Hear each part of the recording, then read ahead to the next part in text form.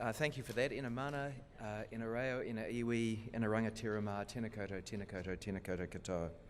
It's a pleasure to be here. Can I thank you all? Actually, until I stood up, I didn't realise what an enormous audience this is. I don't get the privilege to talk to this many people this often, so thank you for that opportunity. Can I also thank you for the work that you do to so effectively look after our drinking water, our waste and stormwater, and the receiving bodies that take what's left over. I'm here not to talk so much about that as about freshwater, because we've made some recent announcements and I want to go through that. We're clear, I think we're all clear in this room, that New Zealanders value our freshwater, our rivers, our lakes, our wetlands, our aquifers. And I think how we care for them is a fundamental part of who we are as Kiwis. I think it's good to reflect on the fact that just 3 years ago, we were scrapping over whether the standard for our fresh water should be wadeable or swimmable. Look how far we've come. Now the peak bodies like Dairy NZ and Beef and Lamb have embraced swimmability, and that political battle has also been won nationally. As was mentioned, many of the places we swam in as kids are now not safe to swim in. And I think we all want our kids to be able to have the experiences that we had. The overwhelming majority of New Zealanders want us to act to clean up our waterways because they share our objective. They want to be able to swim in their local river and put their heads under in summer without getting crook, to gather mahanga kai, to fish, just as our parents and grandparents did. We agree with people. Improving water quality was a big part of our governing agreements with New Zealand First and the Greens. We all campaigned for these things, and we're delivering. In brief, we have to quickly stop getting worse, and then we have to reverse past damage. Just about everybody is on board with our phased approach to addressing water quality, which is to stop the degradation of our rivers and lakes, to achieve a noticeable improvement in 5 years, and to restore our waterways in a generation. 2 weeks ago, we announced our proposals to improve freshwater quality across New Zealand, and we believe it's the biggest reform to improve water quality and ecosystem health since the RMA was passed in 1991. Our latest State of the Environment report, Environment Aotearoa, was the first synthesis report prepared by the Ministry for the Environment and Statistics New Zealand, and it showed the impact our way of life is having on our waterways. Showed about 70% of total river length and pastoral farming area has nitrogen levels so elevated that they can harm aquatic species. Sources of pollution include livestock urine, dung, and fertiliser. Erosion of pastoral land, not just around the margins of rivers, but particularly around them, means that we're losing around 80 million tonnes of soil into our waterways each year. In urban areas, in some ways it's worst. While only 1% of our rivers are in urban areas, they are polluted. About 90% of river length in our urban areas has nitrogen levels that could harm those same aquatic species, and they're unsuitable for swimming due to the risk of infection by Campylobacter. Runoff from hard surfaces includes heavy metals from vehicle wear, like copper from brake pads. Wastewater is not properly separated from our stormwater systems in some areas, and so is getting into the waterways and onto beaches. An example that we're all aware of is in Auckland. Currently, when it rains, the central wastewater network currently overflows, causing pollution of local waterways. In the Waitemata Harbour, there are about 100 locations, and in the northeastern part of the Manukau Harbour, about 14 locations. I'll come back to that because there's some good news in that regard. Clean water, of course, is also important economically to our primary exports and our tourism, both of whom rely upon our clean green image. And I can say, wearing my trade minister's hat, that environmental issues, including on water quality, come up in our trade talks. Consumers in our most valuable markets are increasingly focused not only on what we produce, but how we produce their food. And to maximise our income from our exports, we need to address these issues. So what's the current trend? Well, it's mixed, with many rivers still degrading. Data shows that twice as many rivers, in terms of the macroinvertebrate index, twice as many rivers are still getting worse as better over the last 10 years. It's a challenge for all of us, whether we live in cities, towns, rural areas. There's work to do. We are all in this together, and I reject the rhetoric of an urban-rural divide. The good news is that some good things are happening. I commend Auckland City for bringing forward nearly $1 billion of investment to stop stormwater overflowing into the harbour and contaminating beaches. When completed, the Central Interceptor project will reduce sewage overflows on the western beaches and in central Auckland and the waterways of the isthmus. The reduction will be some 90%. It's enormous progress. Similarly, I thank the many farmers who have put effort into improving our waterways. Under the Dairy Accord, 98% of waterways wider than a metre running through main dairy platforms have been fenced to exclude stock. We want to bring beef and dairy support blocks up to that same standard. Other farmers have moved to protect or restore their wetlands, planted out riparian strips. Some need to catch up and match the example set by those showing the way. Prime Minister Jacinda Ardern and I were recently impressed with the efforts being made by the Booth family, Andrew, Vicky, Richard and Sharon, when we visited their farm in August. They're working hard alongside iwi, other members of their community, to reduce sediment flows into the Kaipara. The Kaipara estuary, of course, is important to the local community. It's also important nationally as a nursery for the majority of snapper caught off the west coast of the North Island. And of course, the Booths aren't alone. There's lots of others doing similarly good work.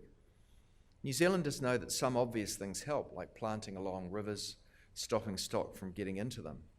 But we also need tighter regulations and a national approach as the farm industry transitions to individualised farm environment plans.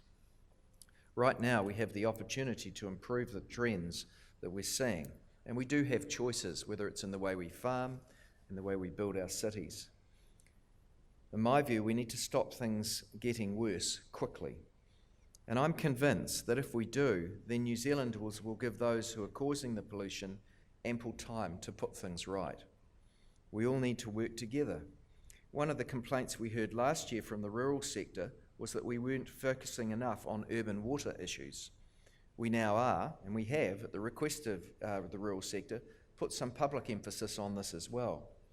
It's hard to get the balance right, because now at some of the meetings that we're having, there's a complaint that there's too much focus on urban issues, obscuring the debate they want on rural issues. Everyone here in the room, I know, can play a key role in helping to bring people together. The Action for Healthy Waterways package we announced a couple of weeks ago has a number of proposed steps. Some apply quickly, because we promise not to allow waterways to degrade further, and others, like the new National Policy Statement, take until 2025 to roll out and then work prospectively from then on over a generation. Whatever the detail, the direction of travel is clear. We need to reduce the quantity of nutrients and sediments polluting our waterways. Freshwater degradations have been decades in the making, so we've got to ensure that the pace of change is fair, and even with the best will in the world, it will take time to put things right. We're using the best science available to focus efforts. The measures need to be predictable and understood, and they must be underpinned by effective regulation and enforcement. The proposals have been developed around the concept of Te Mana o Te Wai, which is already in the existing freshwater NPS. Te Mana o Te Wai is a concept for all New Zealanders. It essentially refers to the intrinsic value of clean water. It prioritises first sustaining the environment, then meeting human needs, and then commercial uses. The government agrees with this concept.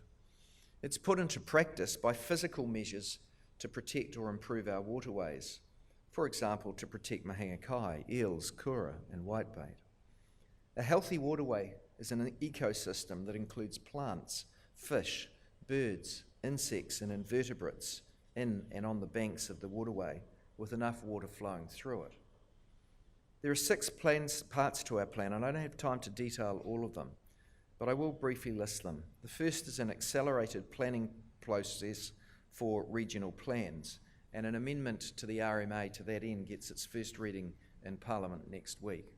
Secondly, we're ensuring ecosystem health through a new national policy statement for fresh water with a wider range of attributes. Thirdly, we're holding the line via interim controls on intensification through a national environment standard that has immediate effect once promulgated. Fourthly, we have practice standards for some of the higher risk activities where we need to require best practice. Fifthly, we've got practice standards for urban areas, and then sixthly, we've got a support package for productive and sustainable land use that was in the latest budget. It's about $219 million all up. There's been a very good turnout at the consultation events, and generally there has been a meaningful and constructive conversation between officials and those attending. Some of the assertions about the proposals have raised the hackles of some attendees before they attended the events. Little wonder that some are anxious when one leader in Federated Farmers said on day one, this will end pastoral farming in some areas. It's not correct, of course. The president of Federated Farmers walked back from that comment the next day, but the headline had already been made. So I want to take the opportunity to state for the record a few things. The negative initial reaction has fed a misapprehension that we're not open to consultation on nitrate levels or other aspects, despite the discussion document expressly stating that we are. We highlighted to farm leaders before the consultation was launched that the nitrate attribute for the national policy statement would, in my opinion, be the most contentious issue and the hardest to land fairly. To try and deal with that misapprehension, we emphasised in the days following that we are consulting on whether the NPS nitrogen attribute should be different in lowland streams to highland rivers and lakes. We're also aware of concerns about how interim roles to hold the line might impact on land use flexibility. It is complex because in the future we do need to ensure that high nutrient discharges are bringing their pollution down while enabling flexibility of land use for low nutrient discharges. However, we can't allow total discharges to increase in already over-allocated catchments in the meantime. We've been told that we're not giving farmers enough credit for what they've achieved to date, yet we've already repeatedly recognised their efforts. For example, in the discussion document we said, we acknowledge that many farmers have already started addressing the degradation of New Zealand's rivers. This good work will be built on the focus first on catchments where the risk of further damage is greatest. Damien O'Connor said, all farmers in New Zealand appreciate the the value of high quality water, but the growth across agriculture has simply put more pressure on waterways across our country. Farmers have done a huge amount of work to improve their practices over the last 20 years, and some are leading the way in restoring our pristine waterways. But more work needs to be done. The knowledge and skills of these exemplar farmers needs to be shared with others. And I said, many farmers have already taken important steps towards cleaning up our waterways through measures such as riparian planting or excluding stock from riverbanks. Others needed to catch up. We know that some farmers feel they're under pressure and we understand their concerns. That is why we included a $229 million package in the budget to help within transition, and why we've set a target of a generation to restore our waterways. Damien O'Connor and I often say these things, but our critics still say that we don't. I also want to debunk another myth of the last week, that we're seeking to return our waters to a pristine or pure state in a way which we had before we had cities or farms. This is simply not true. We do, though, want them to be swimmable and to sustain aquatic communities. Many more of our rivers were that clean just a few decades ago, and it's not an impossible task. There have also been claims that we will force those who have recently erected substantial fences to move them immediately to on 5 metres away from the waterways. That's not what we've said. The proposal would allow existing fences that don't comply to stay until 2025 or 2035, depending on how close they are to the waterways, and in addition, landowners can seek exemptions or extension to the time frame.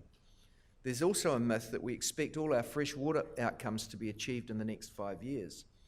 There are steps to stop the quantity of problematic practices increasing within that time. For example, some of the winter grazing practices that if we allow the expansion of, we're just not going to get on top of this problem. And let's not forget, we were elected on the promise not to allow our waterways to degrade further. However, the NPS, which has the contentious nitrate targets for water in it, only begins to take effect from 2025, and then it works prospectively over a generation. In other words, whatever bottom lines are ultimately adopted in the NPS, it will be up to councils working with their communities to decide the timeframes for achieving them. I am, though, determined to stop things getting worse and to get things heading in the right direction, and I see that as my duty. We are aware that there are different regions at different stages of implementation of the existing 2017 NPS requirements. Sadly, the 2017 NPS won't be enforced via most plans until 2030, and even then is of prospective effect. Nevertheless, the proposals now out for consultation will build on those existing frameworks. Councils will need to assess the changes and upgrade their plans where necessary by 2025. The new freshwater plan making process will make this easier for them to do, but we also make the point that the efforts going into the likes of Plan Change 1 in the Waikato will not be wasted. What does it mean for urban areas? Well, first and foremost, as has been said, we're adopting the recommendations of the Havelock North Inquiry. Source waters are currently regulated under the RMA and the National Environment Standard for sources of human drinking water. But the scope of the current legislation doesn't cover all activities that pose risks of contamination. In practice, this means that regional councils and territorial authorities are not consistently controlling land use activities that are adversely affecting drinking water supplies. Better management of wastewater and stormwater is also important. I'm not going to deal with a lot of the detail because I'm sure that Nanaia Mahuta will cover that in more detail. So I'll pass on to what this really means in respect of farmers and growers. Before then, I would say that there is a very strict rule proposed to stop more streams being covered up and more wetlands being lost. That, in respect to the stream issue, that's mainly an urban issue. In respect of wetlands, it's both an urban and rural issue. We have very few wetlands left in New Zealand and we're still losing them. So there's a very strict rule against further loss of wetlands. The Environment Aotearoa Report 2019 has many studies at national, regional and catchment scale, and they all show that concentrations of nitrogen, phosphorus, fine sediment and E. coli in rivers increase as they pass through farmland, and in general, the greater the intensity of farming, the greater the impact. So if we leave it to get worse, in our view, the cleanup costs more, takes longer and is harder to achieve. Now, as I've said, many farmers and growers are good stewards of the environment. They prefer farming sustainably. They enjoy it more. They understand the benefits to both their business and New Zealand's clean green brand proposition, and they're engaged in their communities and accept swimmability as a fair expectation. But to ensure that all farmers and growers contribute, there needs to be good practice standards across the board and a way of ensuring that they're followed. To quote Damien O'Connor, mostly this is about making best practice normal practice. The potential impacts of these proposals on the primary sector is of course something we're keenly aware of. There are a number of proposals that apply to all farmers and growers, including over time the duty to have a farm environment plan to understand and better manage environmental risks. In the meantime, there are limits on further intensification of land use without a resource consent, for example, converting to dairy. There are proposed rules around excluding cattle, deer and pigs, not sheep, from waterways more than 1 metre wide. Smaller waterways are proposed to be dealt with in the future via farm environment plans. We're also consulting on what should be the nitrogen limit for receiving waters.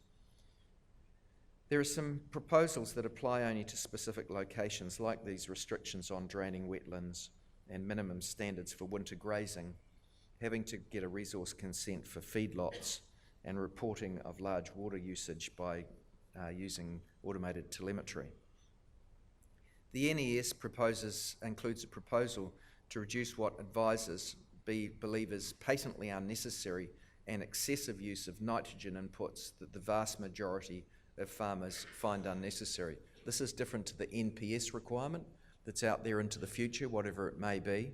The NES says that in respect of the most gross application of nitrogenous fertilisers, which are not necessary according to advisors, that they should be managed by regulation or prohibited by regulation and brought down to a reasonable input limit. There are some catchments, including in Southland and Canterbury, which will over the decades have to go beyond current good practice to reduce excessive nitrogen losses. But this is a prospective obligation starting in 2025. And as the NZIER said just this week in a report that wasn't prepared for us, but they released, innovation will result in multiple responses. Improved practices will include new cultivars. This is not them saying it, this is me. New farm systems. And there's money in this year's budget to measure these alternatives for both profit and environmental outcomes. Over a generation, we do need to address issues around nutrient discharges into our waterways. So we've proposed new nitrogen limits, and we're keen to understand if they're right in all catchments, or whether, for example, some lowland South Canterbury rivers should have a different limit to those in higher rivers and lakes. Regional councils will plan to meet how we meet these whatever guidelines or whatever rules are set and over what time. In many areas, I make the point, nutrient reduction of nitrogen and phosphorus is already needed to meet the current freshwater NPS attribute. This is particularly true in respect of stony-based rivers, where the periphyton attribute, or the prohibition on undesirable periphyton growth, effectively requires nitrogen decreases. In respect of sediment, reducing sediment will, over time, mean more planting on erosion-prone land, and our Billion Tree program will help in that regard. Modelling indicates that sediment bottom lines can normally be achieved through good practice. An independent advisory panel has been appointed to give us our next layer of advice on the final set of proposals for water quality. This will be informed by the consultation underway. It's chaired by David Shepherd. He used to be the Chief Planning Judge in New Zealand, and he chaired the inquiry for the 2008 NPS that National later spiked. That proposed NPS, of course, had controls on further intensification, which would have already moderated some of the challenges that we now face. Between 2008 and 2015, there were an additional 1 million cows. I would like to acknowledge the detailed contributions that we've already had from the advisory groups supported by the government, that have supported the government, the Freshwater Leaders Group, Kahui Waimaori, and a scientific advisory group, as well as a regional sector advisory group. I would note that the Freshwater Leader Group is chaired by John Penno, the former CEO of Synlait Dairy Company, a major Canterbury one, and that Kahui Waimaori is chaired by the current chairman of Miraka, a vertically integrated dairy farmer and dairy processor. We, of course, get the message that farmers are concerned about the impact on them, and I again acknowledge the good work that many farmers are doing. I've seen it on myself from visits up and down the country. I'm confident that if others move to best practice, we will meet this challenge. In terms of costs, the NES costs are already well developed. There are some 20 pages in the discussion document. Care should be taken not to double count. For example, fencing can meet both E. coli and sediment objectives.